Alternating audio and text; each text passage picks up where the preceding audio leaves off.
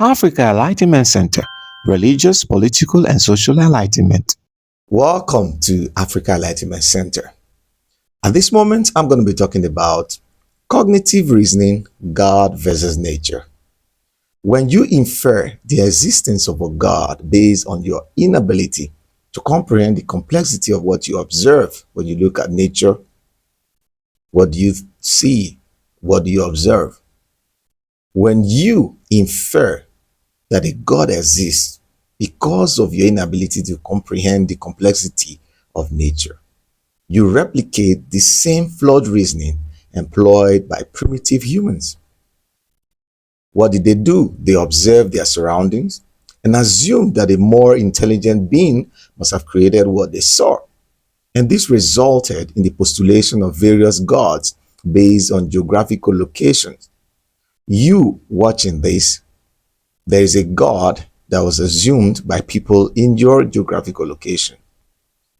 The three major gods in the world right now, Yahweh, Jesus, and Allah, they are gods that emanated from one particular geographical location or the other. For instance, Yahweh came through the Middle East. Even Jesus and Allah, they all came through the Middle East. Allah is from Saudi Arabia. Yahweh is from the place we call Israel. And even Jesus was created by the Romans. You see that? Nonetheless, the beauty and complexity of nature serves as a testament solely to nature's own majesty rather than any divine presence. If the existence of an uncreated God is deemed necessary for the existence of nature, it is equally reasonable to suggest or to think that one's cognitive faculties could also propose that nature can simply exist without being created by any God. In essence, nature does not substantiate the existence of any God, it merely confirms its own existence.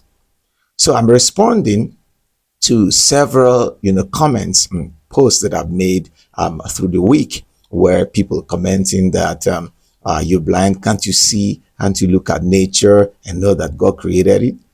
The question that these people cannot answer is, who created God? You see that? And they tell you, oh, God wasn't created. So if God wasn't created, don't you think nature also can bear the same reasoning that nature wasn't created, which is even more plausible?